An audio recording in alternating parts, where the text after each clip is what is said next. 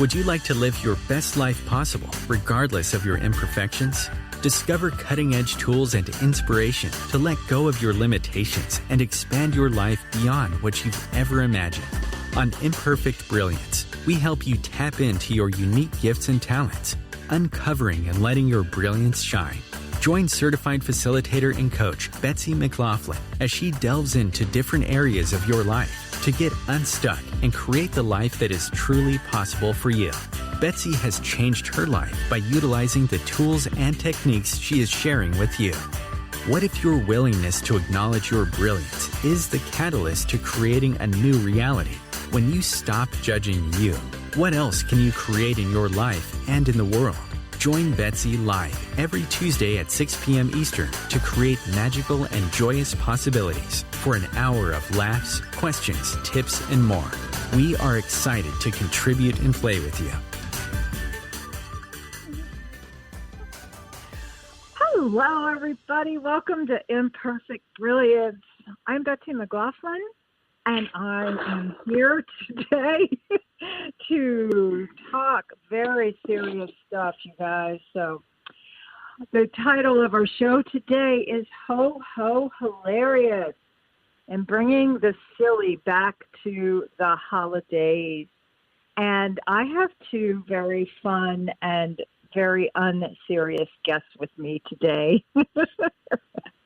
And that is, I'm very happy to welcome back Michelle Lyall and Christine Ciona. Welcome, ladies. Hello. Welcome, welcome. And so we're going to talk today about, are you looking for some laughs and some joy? And, you know, for the week, if you're listening to this live, it is December 22nd. So just a couple of days before Christmas, if you celebrate Christmas, a week before the end of the year. And for many, many people, I just keep hearing over and over again how glad they are going to be to say goodbye to the year 2020.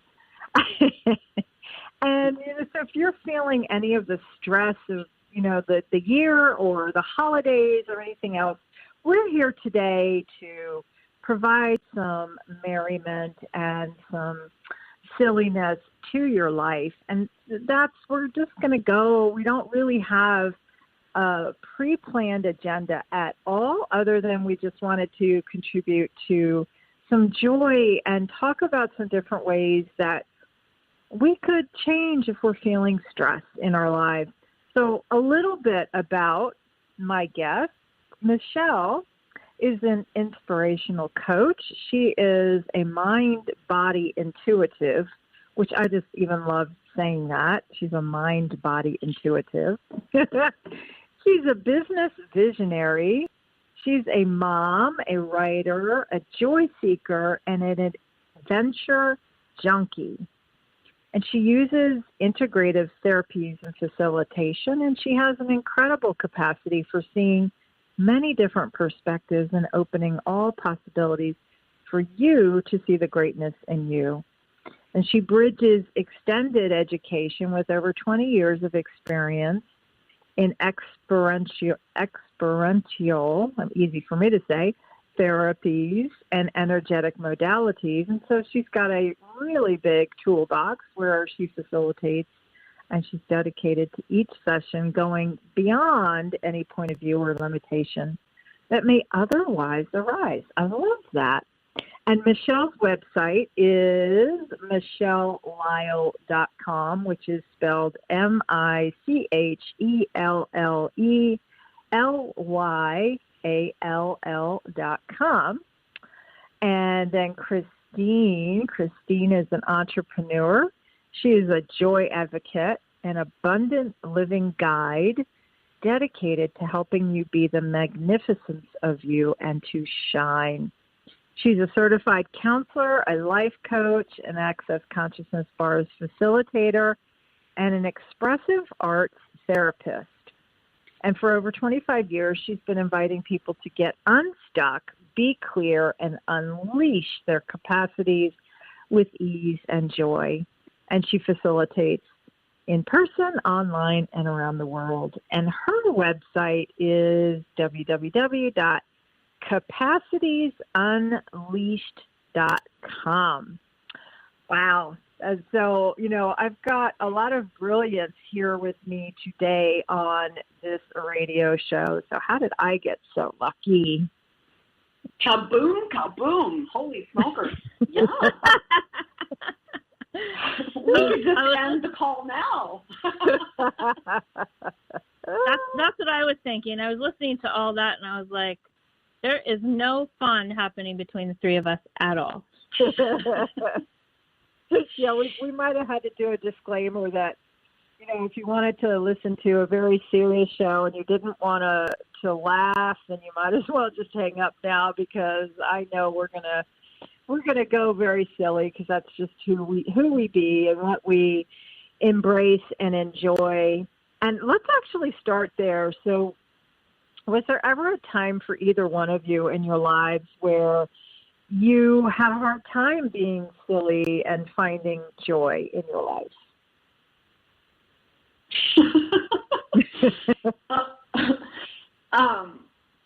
Probably, but I don't even, I don't remember, well, I wouldn't say I don't really remember them. I just remember my silliness, I just would bring my joy into everything that I was doing and not really be the life of the party, but kind of like my humor and my way of being would kind of break the tension, or create new possibilities for people, even when I was little. And sometimes, it was seen as not necessarily right. Like, mm-hmm. Christine, can you just not spin so fast? And like, and yet it really was a capacity. And, and now as an adult, it's just super fun to know that joy and the crazy that I be actually can create new realities for people, which is really fun. I love that answer. So in creating new realities for people, you really, and to hone in on that, you've really got to be all of you and even keep pushing your boundaries, don't you? Yeah, I mean, I'll give you an example. It's a silly example, but it's popping in my head. I remember going for a walk with my boyfriend at the time, and I was so full of happiness, and the sun was shining, and I wanted to skip down the street, and I was like, oh my God, let's skip.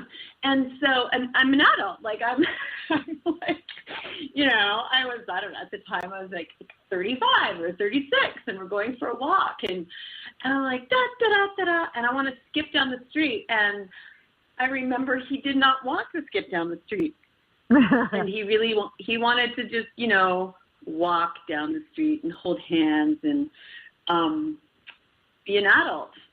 and I wanted to skip down the street. And so I was like, well, that's okay. I'll meet you at the bottom. And so I skipped down the street and I sang down the street, and it was so great. And then I just waited at the bottom for him by the fire hydrant on the corner. And I think he was really agitated by my happiness. But yeah, like that, I'm not like that always, to be that radical difference in that extreme sense of like, I'm going to skip and bonk and boing down the street. and I'm also willing to skip and bonk and boing down the street if it's feeling fun. So yeah, and it can make people uncomfortable. Yeah. But we continued our walk, and it was a lot of fun. So you said he might have been a little annoyed with you. So what do you do when you get that energy at you that somebody might be annoyed with your wanting to skip and bonk and boink down the street? Do you choose to do anything with that, or what do you do? Well, it depends on the day and maybe my ability to stay in question. It's easy to make yourself wrong when people are getting a little crunchy by how happy you are. Mm-hmm.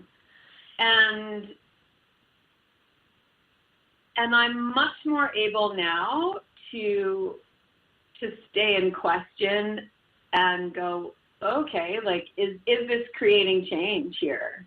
And a lot of the time I get an energetic yes, like, oh yeah, this is creating change. And there have been times where I've made my joy a wrongness because it's hard for people to receive it. And now I realize it's a capacity. Yeah. And that just the vibration of my being can create some pretty awesome things that I don't even know about yet. And so I get really excited to just be unleashed. I mean, that's kind of why my business is called Capacities Unleashed, because it's like, where am I not unleashing myself from myself? And what if I actually could be that joy magnet, that silliness, that playfulness, that kid energy that really doesn't hold themselves back. So I love this so much. And so Michelle, what is this conversation? What is that bringing up for you? Well, I was thinking about that, and the funny thing is, truth be told about me, is I have a very serious side of myself. And when I was a kid, I was incredibly sensitive and serious. And my dad was a comedian. He thought everything was funny, and he made jokes about everything. And so a lot of times I would end up crying over my dad's joking because I just needed him to take me seriously. However, the gift in that is that I would get so serious, and my dad would always say, "But sweetheart, are you having any fun?" And that would like flip me out of it. And that's been an ongoing thing in my life. And even to this day, I could call my dad right now and I'd be like, talking to him, and he would stop me and he'd go, "But sweetheart, are you having any fun?" And it always just like flips me right out of that serious thought process. But over the years, and at the stage of my life I am now, I look at everything, and I say this to myself: if it's not fun, I'm not doing it, because this is our life. This is a life that we get to live. And if we're not having fun, then what the heck are we doing? And that Absolutely. takes you kind of back to that kid energy that, Christine mentioned. And, that seems to be for the majority of kids, if you just watch them play, that is their, modus operandi, where they're like, if it's not fun, I don't want to be doing it. And they have no point of view about the chaos that they can leave in their wake. If they have the option or the ability to do whatever they'd like to do. And let's say there's a lot of toys.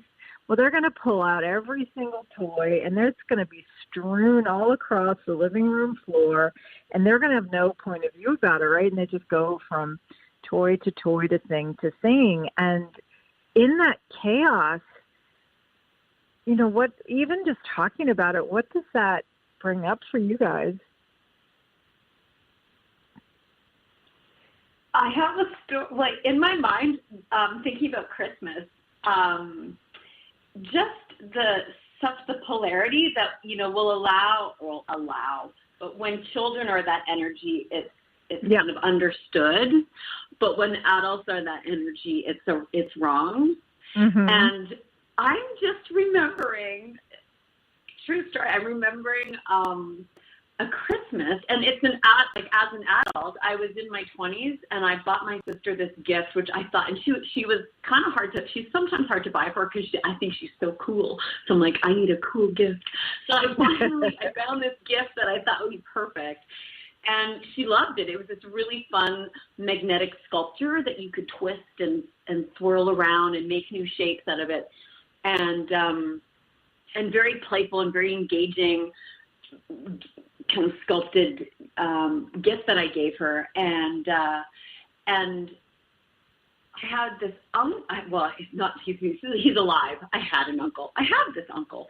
And I remember he played with it in kind of out of control, like not, really delicately. He played with it like a little kid going, oh, cool, what's this? And I remember going, hey, slow down, be nice, don't hurt the game. I just what was I doing? And he was so engaged in this game and really enjoying it. Mm-hmm. And yet I thought he was playing, too rough, and he needed to hold it really carefully. And all he was doing was playing. It's so funny, the ways we think it's allowed or not allowed to be this playful, engaging, fun energy. But if he would have been 6 years old, I probably would have seen it being okay. That really is so true. It's like somewhere along the line we decide or it's been decided for us, and then we accepted that as our reality of okay, now you're supposed to, it's like you're allowed from this age to this age to, be everything. And then you got to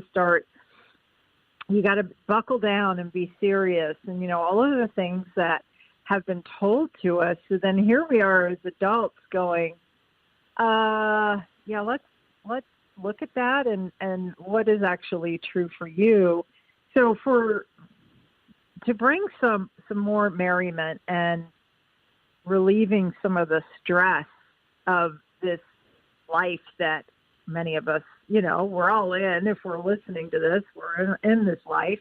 So what do you guys do to lighten the mood and bring some more happy and joy into your world? Oh my God, it's time for the first break already. I'm sorry, I totally spaced. So I'll save that question for when we come back from break. We'll skip and hop all break long. There we go. I love it. Stay tuned, guys.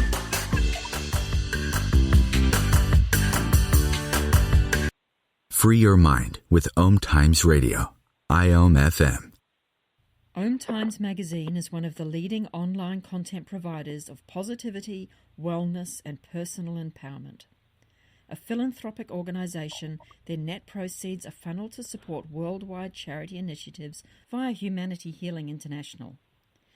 Through their commitment to creating community and providing conscious content, they aspire to uplift humanity on a global scale. Connect at OMTimes.com. OMTimes, creating a more conscious lifestyle. My name is Victor Furman. Some call me The Voice. I've always been fascinated with human nature, spirituality, science, and the crossroads at which they meet. Join me Wednesdays at 8 p.m. Eastern on OMTimes Radio, and we'll explore these topics and so much more on Destination Unlimited.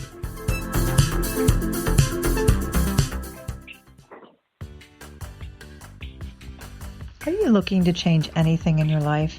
To have an even greater appreciation of everything around you?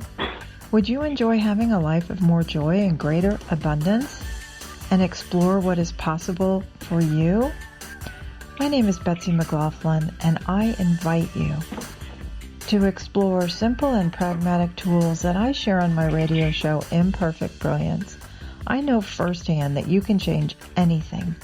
We explore tools and questions with amazing guests, offering all kinds of conversations on living your best life. I invite you to listen in Tuesdays at 3 p.m. Pacific, 6 p.m. Eastern to Imperfect Brilliance. Consider a coaching call with me and let's explore what you would like your life to be like. Visit my website at www.creatingyumminess.com and you're invited to call in to Imperfect Brilliance with your questions Tuesdays at 3 p.m. Pacific, 6 p.m. Eastern. I look forward to connecting.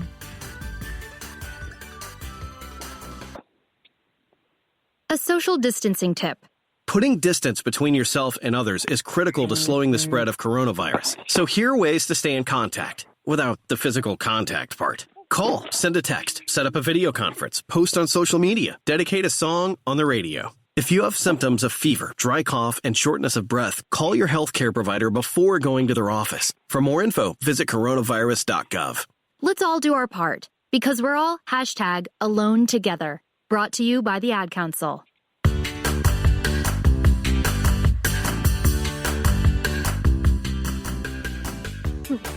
Welcome back to Imperfect.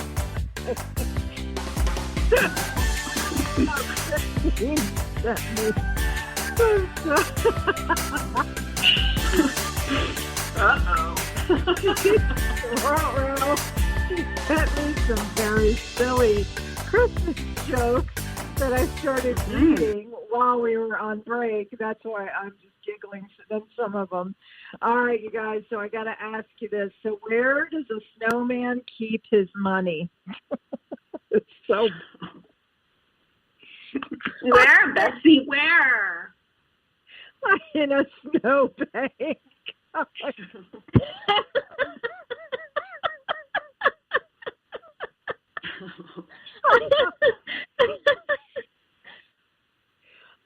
They get better. They get better. What does snowman eat for breakfast? What does a snowman eat for breakfast? Frosted flakes. Oh, I like that.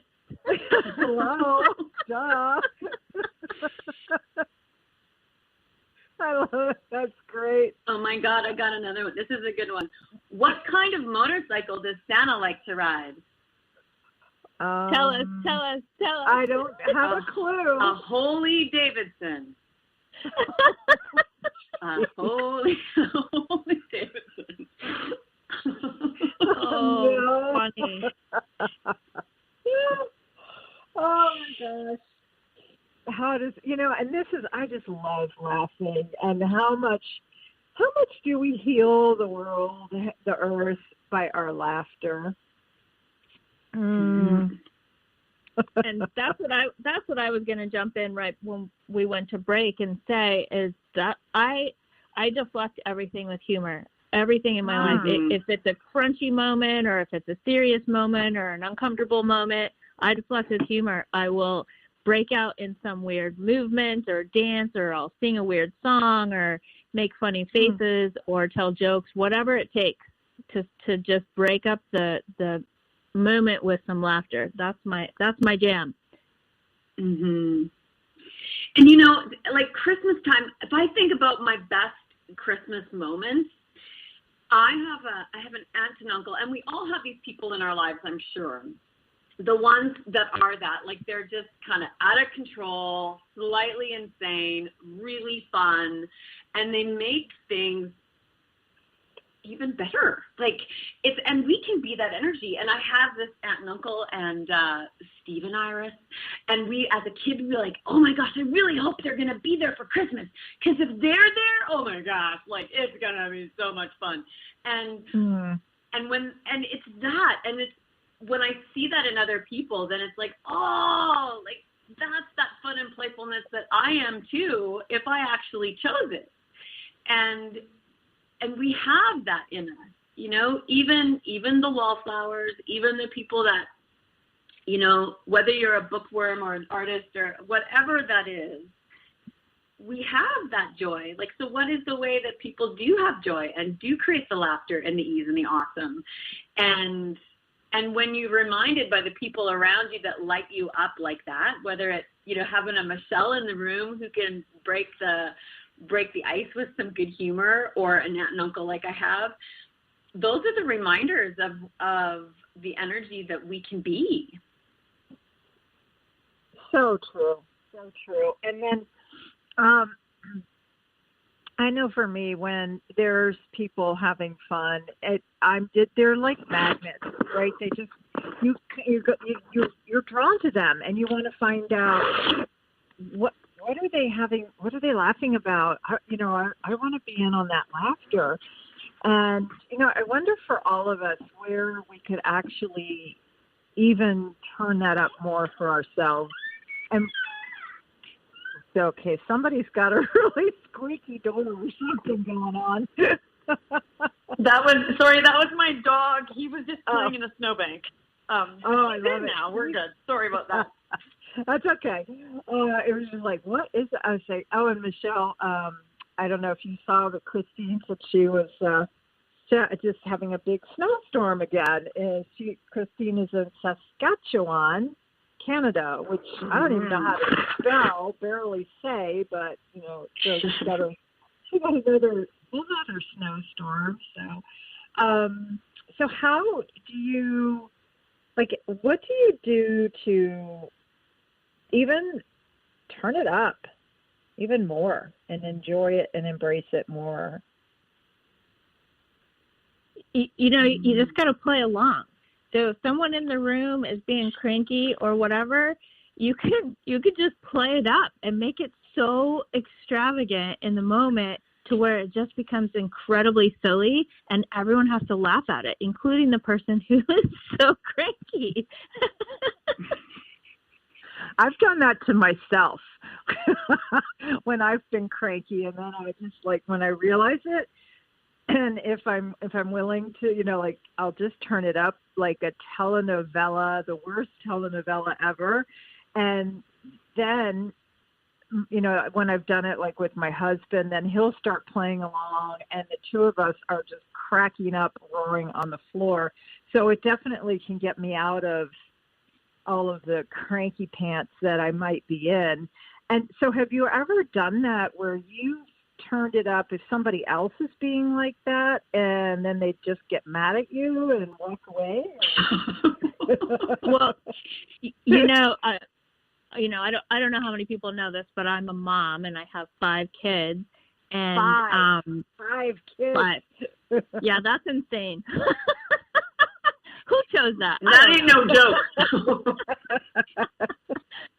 So, you take your kids to the store and they want something and you say no and then they start throwing a fit. Well, instead of getting mad at them or frustrating with them or trying to calm them down, I would just throw a fit right along with them and it would stop them in their tracks. And they would just be like, what is happening? What is happening here? So imagine, imagine a kid throwing a fit in the store and then the mom throwing a fit too, right along with the kid, but in exaggerated mode, turning it all the way up. And then the kid's just quiet, I don't know what's happening and I need to get out of this store. I need to get away from my parents. Yes. That's a great thing, because how many times have we all seen parents, trying to control their kids, yelling at them when the kids are having meltdowns, and all it does is just throw fuel on the fire for a lot more of the same thing. Exactly. So imagine, what if everybody listening today, through the holidays, you get around that cranky relative that you're always so annoyed with? What if you just took the moment and they're being so cranky and you just mimic their cranky but turn it way up and exaggerate it just for fun and see what happens? Because they might get super angry and walk away, but that's still a win. Exactly. Cranky pants is out of the room. Oh, that's great. Oh, my still God. A win, even if they leave the room. And so it's even the being willing to have them be mad at you. And, I know for me, there's been so many times when I have not said or done something because I didn't want somebody else to be mad at me. And so here you are saying, turn it up and be willing to have them even get mad and leave the room. And so what would you say for people like me who might corral myself and not do what I'd actually, I could never do that. So what would you say to people like that might be thinking that? I would say, but sweetheart, are you having any fun? Okay. So we're all going to have Michelle on speed dial. Right? Well, My mom used to always say to me when I would get cranky with her, she'd always say, you can get happy in the same pants that you're getting mad in. Ah, I like that. Awesome. And so, you know, yes. I just don't, you know, there's a few people, if you're one of my kids, you can probably trigger me and I'll stay triggered for a minute. But if you're everybody else in the world, I'm just going to walk away because it's not going to create more for me or you for me to play along or whatever. And if you want to have a conversation, we can do that. Love it. But it also takes a lot. It takes a lot to do. It takes a lot to choose that, especially when we care about people and we want them to like us and then we want them to be happy. You know, that's what we know. That's our normal go-to. But we have to want ourselves to be happy and we have to like ourselves too. Exactly. Well, and you know, over the holidays, we get so into the regular routine of what we usually do. And a lot of the regular routine of what we usually do isn't necessarily joyful or happy. You know, we go to hang out with people that we really don't like, or we're eating food really too much. Like, and so just stepping into question of, you know, show me the joy in this moment, or what can I be that would create more joy in this moment, and how silly can I be today? And maybe the silliness is just putting your watch on the other wrist. Like, it doesn't have to be skipping down the street or, you know, getting your hair crimped. Like, it can be these little small things, but for you, it might be a dynamic shift in what you normally choose, and that can be the joy moment. We often think it's this extreme place that you have to go to be joy. And it can also be this little nanosecond of space that lets you change things up for you. And so what is that nanosecond of joy that you can be in this moment when you're at the kitchen table or when you're, you know, whatever you're choosing over the holidays? And maybe it's going outside and making a snow angel. For me, joy is really about my body. And so I would just invite everyone listening is, what's something that I can do with my body in these 10 seconds that will bring more joy to my body right now? And maybe it's going to the bathroom and jumping up and down. Maybe it's spinning in the kitchen. Maybe it is that embodiment, you know, Michelle, when you're talking about your kids having a fit in the store.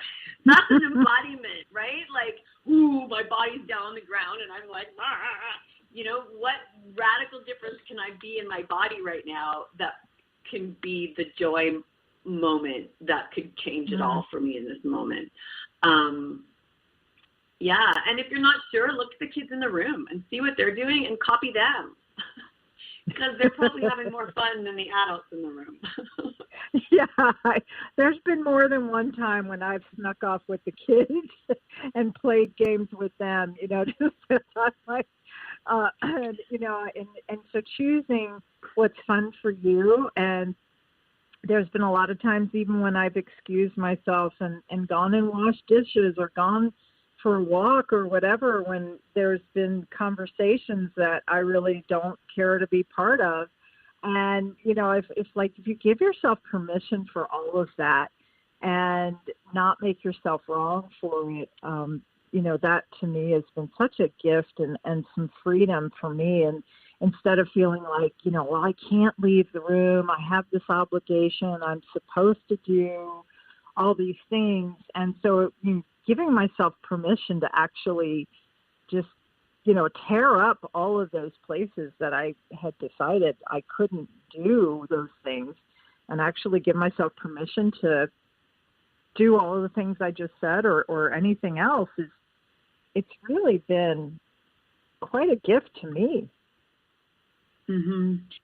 Yeah, and you know, you're on a really good thread here, because there's a thing about the holidays, at least in the U.S., you know, at least in traditional Christmas things, that it's about like having these fancy dinners and baking cookies and giving presents. And what if your joy isn't giving presents? Like, how do you fit into that, and how cranky does it make you when you have to do that? What if your joy isn't baking cookies, and how, and so on and so on. So for me, a few years ago, I had to figure out, because I used to go all out, do the normal big, huge deal. And I was always the one in the kitchen cooking all day. I'd spent all year planning all these presents. I would do all the decorate, all the things. And then during the day, I wasn't getting to participate in anything because I was doing all the things. And I finally sat down and was like, what parts of this do I actually enjoy? And then I just told my family, this is how I'm going to do Christmas from now on. If you don't want to play, then you don't have to play. But I'm not doing all the other stuff. And I changed it, and I made it work for me. And since then, I've had incredible fun Christmases where I get to participate because my joy spot is play. So I like to play. I like to play games. I like to, to joke around, do dance party, whatever. So when I get together for the holidays now with my children, we play games and we watch funny movies and we all cook together, everybody participating, and it's so much more fun. So and there's a piece in there, I love that. There's a great gift in there, Michelle, about allowing yourself to change your mind. Like, what if you created all new traditions because you actually were just following what feels fun for you now?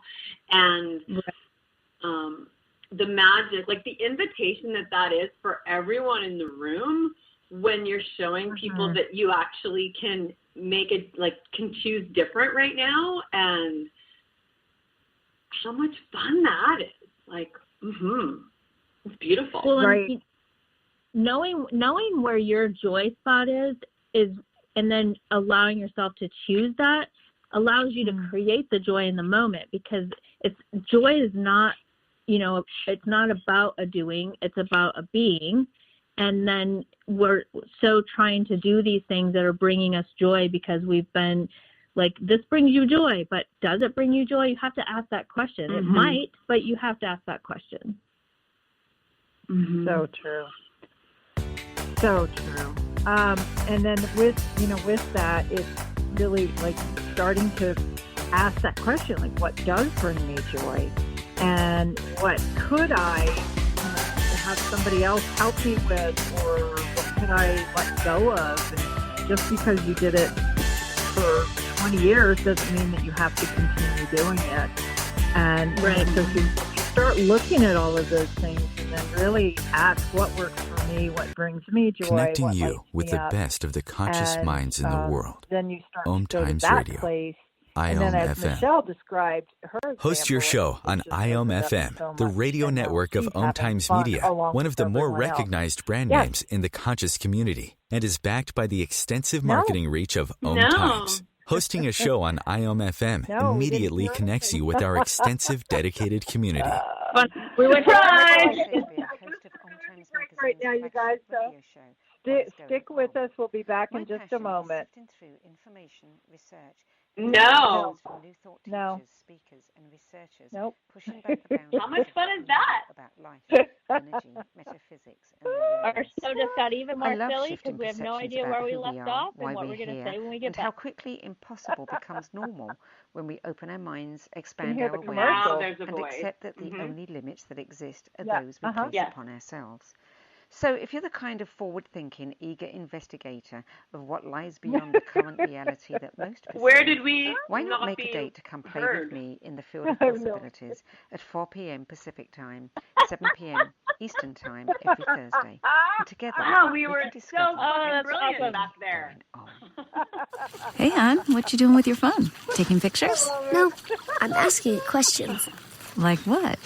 Hey, Bobo, do flowers have best friends? I'm sorry. I'm afraid I don't know that. Hey, follow me. I want to show you something. Betsy, can you hear me? Look, flowers do have best friends. Whoa. Some answers can only be found in nature. Discover the unsearchable. Visit discovertheforest.org to find a trail near you. Brought to you by the United States Forest Service and the Ad Council.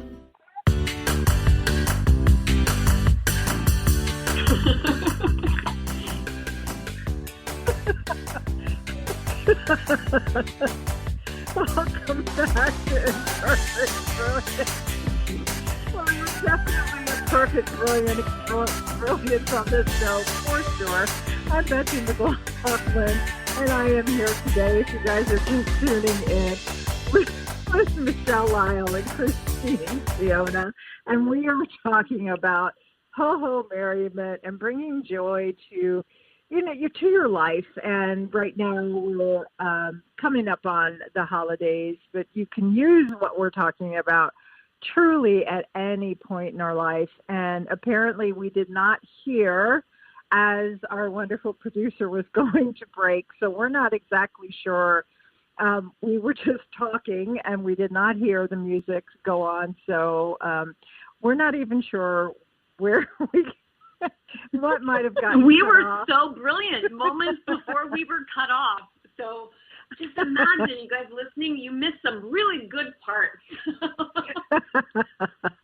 For sure. Oh, I was going to add. Go ahead. Michelle was talking about, changing things up and looking at, like, what's your joy spot. And, I mean, that's a whole other conversation. Yes. But one of the things that I chose new for Christmas, and maybe this was actually, well, not new anymore, but maybe about 8 years ago, was I walked my dog Christmas morning before everything got started. Because typically, Christmas morning would be, everyone getting up, and I'd be at my mom and dad's house, and family would come out, and we'd start the coffee and the eating and the busyness again, which was fun. But I actually chose to change things up, and I would walk to my parents' house, which was actually a bit of a trek, with Christmas gifts in my giant backpack and my dog. And sometimes I would snowshoe, because if it snowed all night long, it would be really big snow. But I loved we're talking about joy and silliness, but there was great joy for me in making the choice of, I'm going to take that hour, it was about a 45-minute walk, to walk with my dog in the early morning hours, no matter what the temperature, and sometimes in my snowshoes. And there's no traffic. No one's out Christmas morning. They're all in their pajamas, and they're sleeping or just waking up from the night before. And it was the most magical, joyous thing for me. I loved it. It's me and my dog, and it's all quiet and crisp outside. I can see my breath in the air. My dog is walking, and we're walking with my gifts on my back to my mom and dad's house. And they were confused by this initially. Like, what do you mean you're walking to the house? Like, get in your car. Come on over. We'll have the coffee. I'm like, yeah, I'll get there.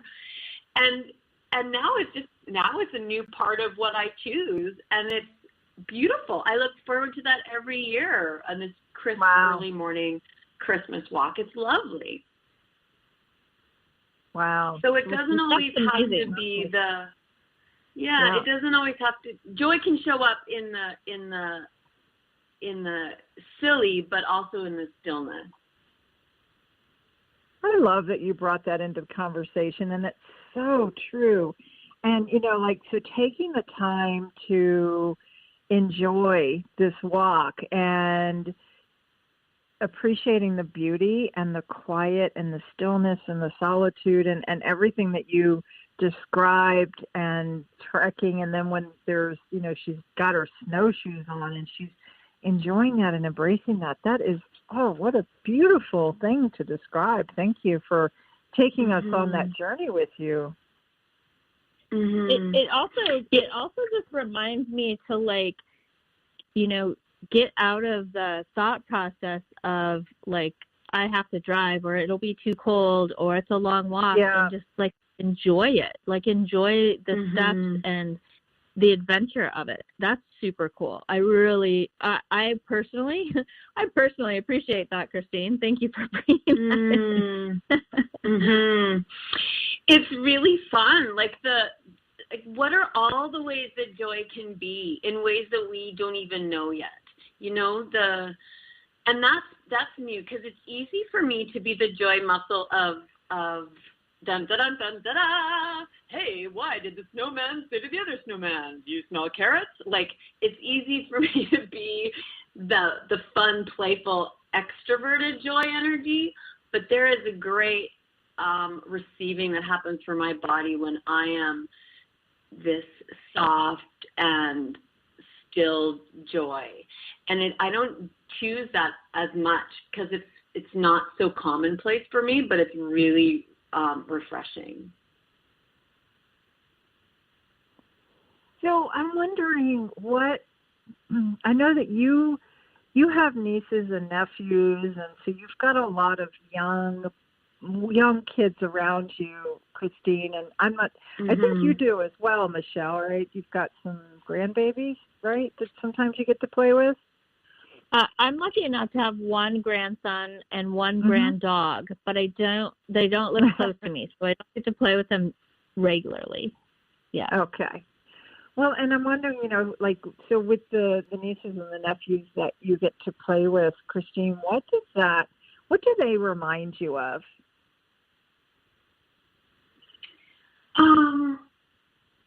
Well, I was going to say me. They remind me of me. I love that. They're almost, you were talking about Christmas and what came up with the kid table. And even now, I'm usually at the kid table,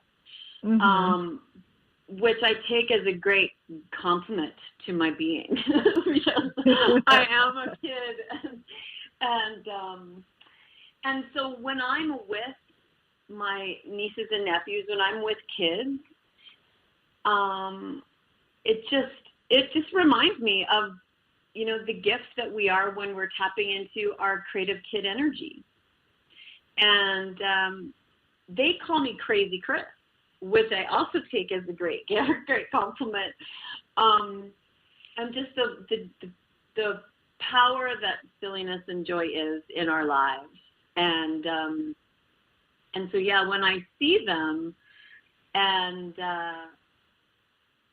it's an interesting thing, as I see them getting older, they're also getting not more serious, but a little contained sometimes than when they were younger.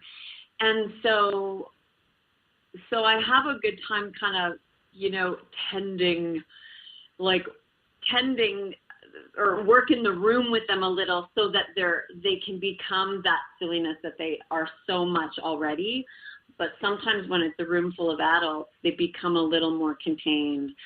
And so what if we could all be at the kid table all the time in our lives and not just wait for the table to show up when the kids are there to actually be that playful kid energy all the time?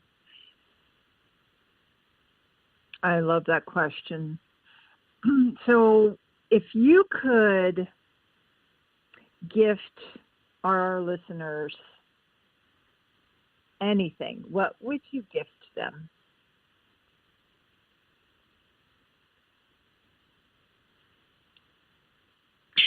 The words that pop out of them is like jump and spin. Just jump and spin more. Just move your body, jump and spin. And we make things so serious and like, how do I get out of this predicament? And like we go into all of the story of A, B, C, D, E, F, G. And what if it's a hyphen? And like, just give yourself a space and a pause and do something radically different and move your body. Ask, like, what would the 5-year-old in me do right now? And maybe it would be like Michelle saying, have a hissy fit on the floor, or go and eat the whole cake, or spin around until the sky spins with you and you see rabbits in the clouds. It can be the most, the simplest thing. And it's usually, for me, it's about moving your body, where that playful kid energy shows up. Love it. And what about for you, Michelle?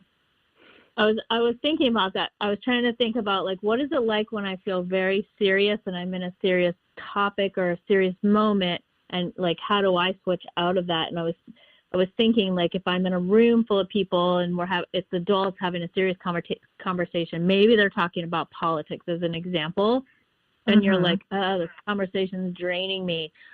Yeah. Flip the script. It become the master of changing the subject, but so unobvious. So it's one of the things that I have become really a master at. Me too. Yeah. So, I mean, you know, I'll have a conversation with my mom, and she'll start heading down this conversation track, and I don't want to be talking about that stuff. And I'll go, you know, Mom, when you were like 6, where did you live? You know, I'll just do something, like, I'll just, you know, wait for her to finish talking. And so you're in a room and everybody's talking about politics, for example, and then you can jump up and go, hey, remember that one Christmas when we all played charades or whatever it is? And then some of the people in the room will actually, you know, start engaging in that new topic. And the ones who want to stay on the topic of politics, they'll keep their conversation going, but the rest of the room will move, because 9 times out of 10, more people in that conversation want to change it than don't. I love that. Joy creates. That's a great trick. You know, what was it that you ask your mom sometimes? What would the 6-year-old in you?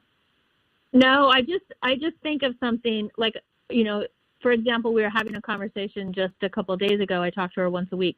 And we're having a conversation, and she started heading down this road talking about, like, health and my brother and whatever. And it was a conversation I didn't want to be having.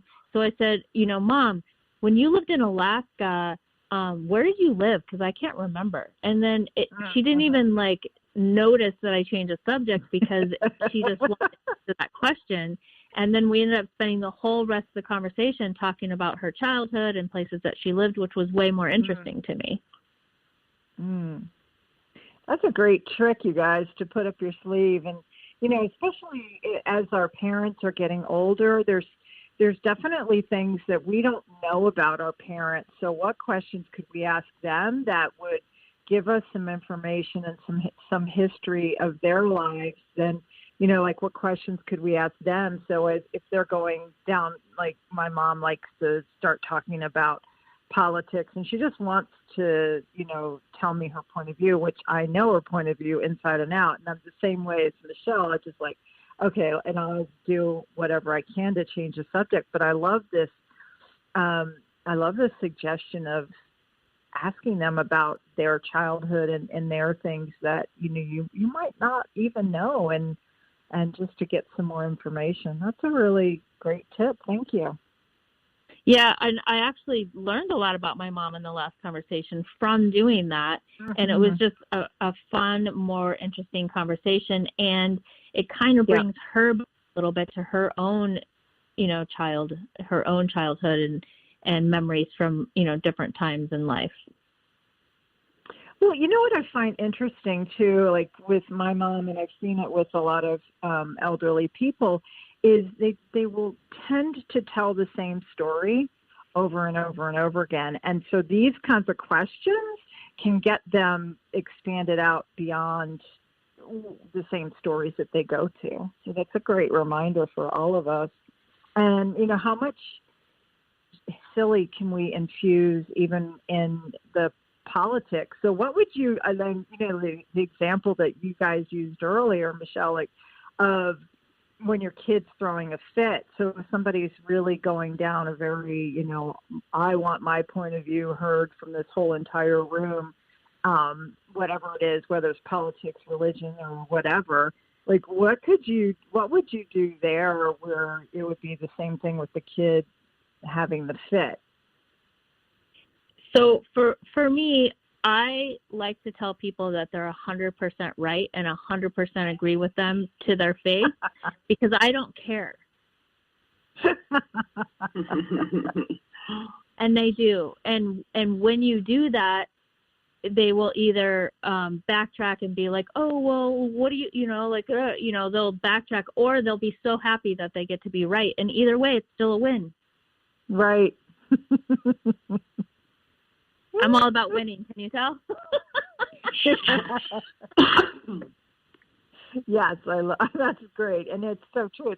And for a lot of people who it just kind of takes the wind out of their sails, because they're so invested in making sure that they're the most right person in the room. And so if you're like, you're right, you're absolutely right, then there's like nowhere else for them to go. Well, and a lot of times people just want to be heard. It's not really about what they're talking about. They just want to be heard. And then when you tell them they're right, they can change the subject and talk about something else because they were heard, they got to be right, and now they're free and open to talk about something fun. Wow. Ladies, thank you so much for being with me today. Merriment and happy holidays, everyone. Christine and Michelle, thank you so much. Thank you. It was so fun. Thank you. Take care, everybody. Happy holidays.